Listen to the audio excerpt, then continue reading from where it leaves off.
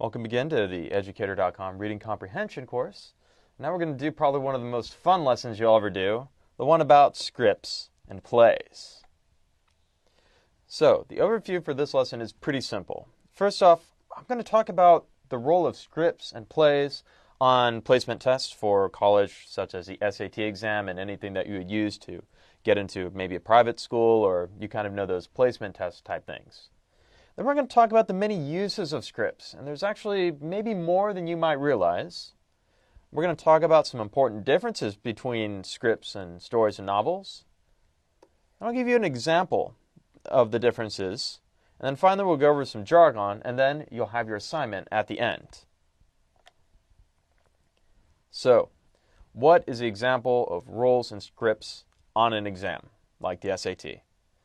Well, it turns out they are not as emphasized as short stories and discourse.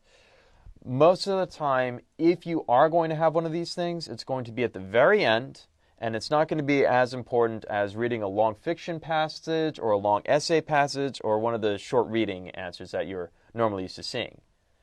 If you do have them, they have something called a soliloquy. Now, what is a soliloquy, you ask?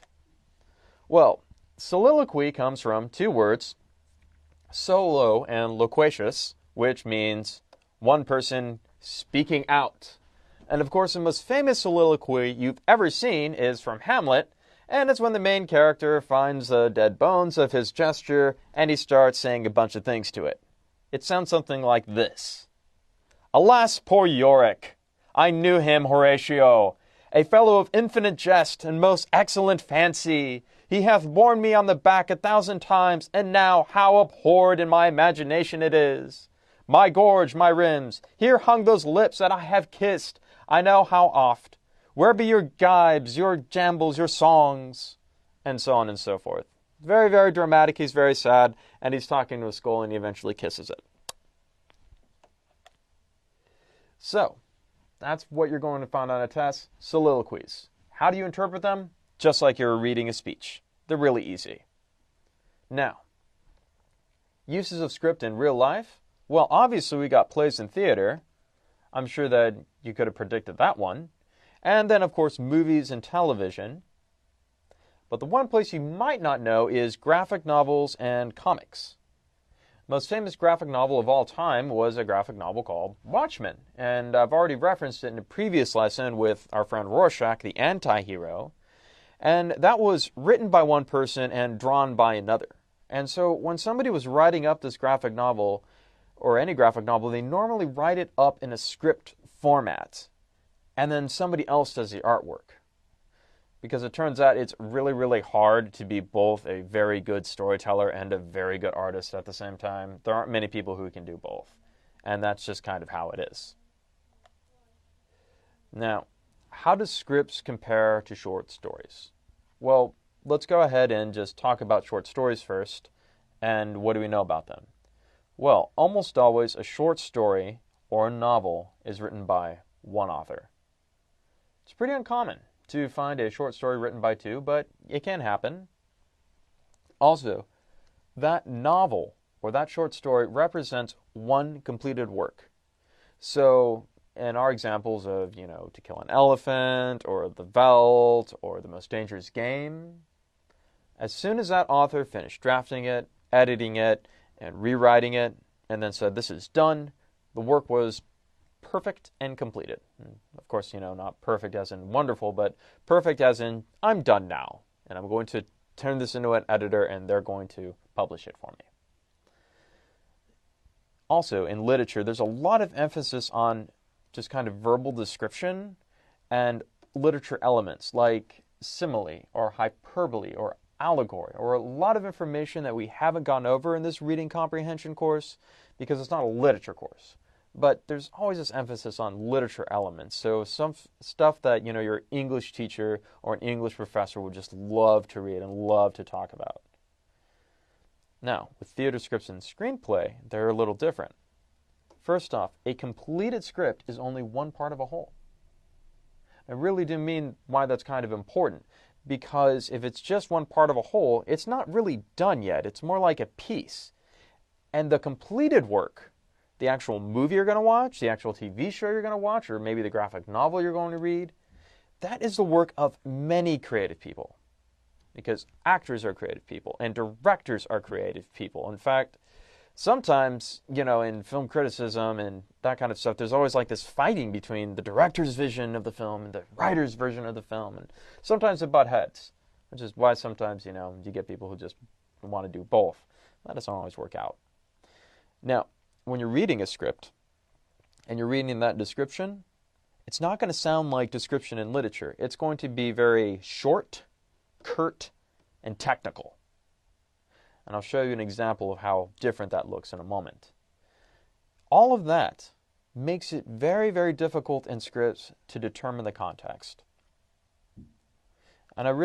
And that's probably why it's not so much on set so much, is because, they're giving you a little piece and they expect you to answer questions, but you're not sure where the story's taking place or what's important about the story. Not enough descriptions given. So that's kind of why scripts are kind of on the back burner of most placement tests. Now, what I'm going to do is I'm going to look at this passage that you've already read from The Most Dangerous Game, and I'm going to give it to you as it was given to you as a short story, and then I'll show you what it looks like if it was written as just kind of a standard script or screenplay. He lifted the knocker, and it creaked up stiffly, as if it had never been used before. He let it fall, and it startled with its booming loudness. He thought he heard steps within. The door remained closed. Again, Rainsford lifted the heavy knocker and let it fall. The door opened, and suddenly, as if it were spring, and Rainsford stood there blinking, and the river glaring, and golden light poured out, etc., etc., etc. Lots and lots of description here. Out of the snarl of the two bearded small regarded Rainsford. "Don't be alarmed," said Rainsford with a smile he hoped would be disarming. "I'm no robber. I fell off my yacht. My name is Sanger Rainsford from New York City." The menacing look in the eyes did not change. The revolver pointed rigidly as if the giant were a statue. He gave no sign that he understood Rainsford's words, and he had ever heard them. He dressed in uniform, a black uniform trimmed like a gray Astrakhan. Okay. "I'm Sanger Rainsford from New York City," Rainsford said again. "I fell off a yacht and I'm hungry." Lots and lots of description. Very, very slow scene. This author has made this scene deliberately slow-paced. But if I was to write this in a script, this is how it would look. External. The home of General Zaroff, front door. Rainsford knocks on the door. The door opens. Ivan appears. He stares at Rainsford with pistol ready. Rainsford. "Don't be alarmed. I'm no robber. I fell off my yacht. I'm Sanger Rainsford from New York City." Ivan continues to stare. He holds his gun steadily on Rainsford. "I'm Sanger Rainsford of New York City. I fell off my yacht and I'm hungry." All right, can you kind of see the difference there? Imagine if I had just given you this. It's a little vague and it's not very, descriptive. And that's part of the reason why this is one part of a whole. If this was written as a script or a screenplay, it'd be given to a director, and he'd have to kind of decide and choose how fast the scene's going to go, what the pacing's going to look like.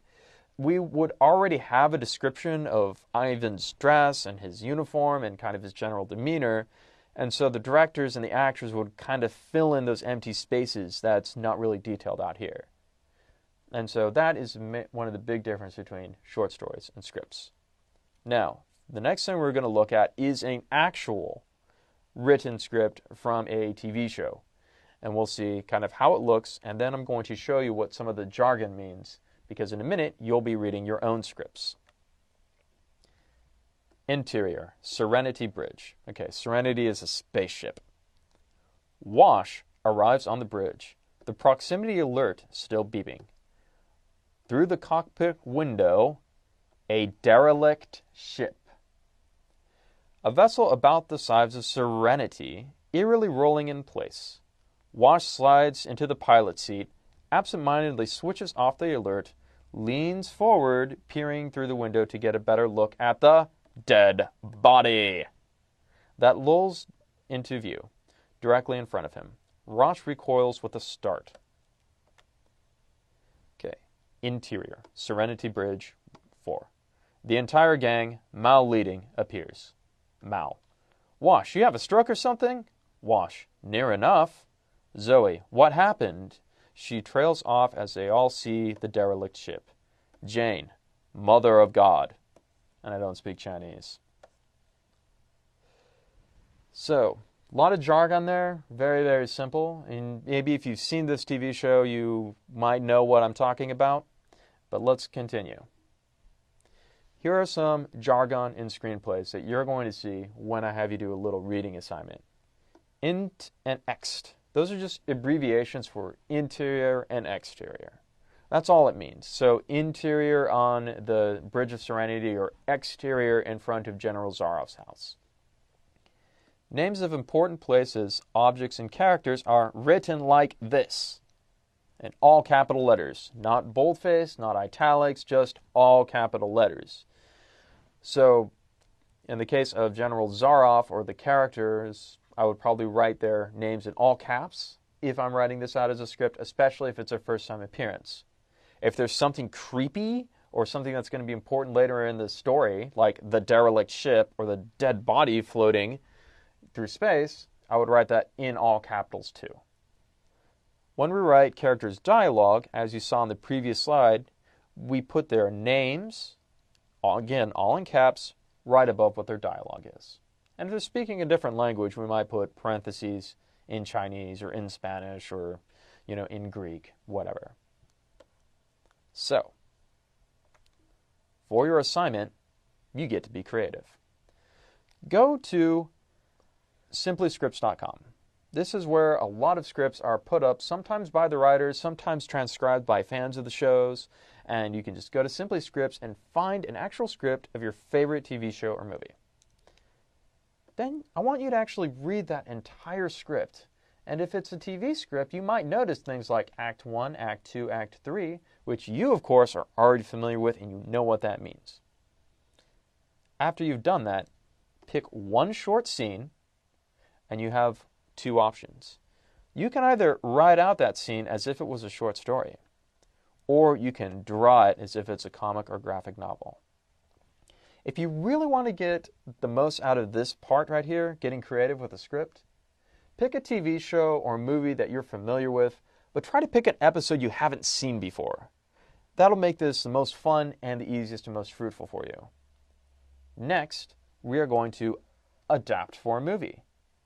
So think about the 3 short stories we've read in this course so far, and you're going to be doing a little writing exercise.